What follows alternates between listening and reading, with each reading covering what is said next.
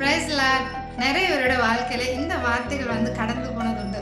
So உன்னை நாங்கள் தவிட்டுக்கு தான் வாங்கினோம், நீ பிறந்ததே ரொம்ப பெஸ்ட்டு, எதுக்கு தான் பிறந்தியோ, இந்த மாதிரி வார்த்தைகள் கேட்கும்போது ஐயோ ஏன்டா இந்த உலகத்தில் கடவுள் என்னை படைச்சாரு அப்படின்னு கூட நம்ம நினைக்கிறோம். ஸோ இதே போல தாங்க வேதாகமத்தில் யாபேசுங்கிற ஒரு கேரக்டர் இருக்கிறாங்க.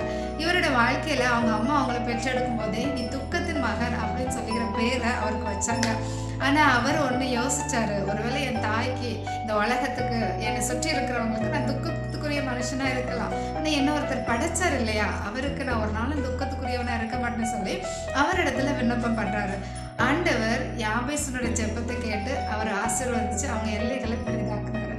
ஸோ உங்களோட வாழ்க்கையில் இந்த மாதிரி நெருக்கமான சூழ்நிலைகளில் படைச்ச தேவனை இயேசு கிறிஸ்துவை நீங்கள் நோக்கி பார்க்கும்போது, அவரிடத்துல நீங்கள் ஜெபிக்கும் போது உங்கள் நெருக்கங்களை மாற்றி ஒரு பெரிய விசாலத்தை கட்டளையிடுவாங்க. ஸோ கர்த்தர் உங்களோட கூட இருக்கிறார். God bless you.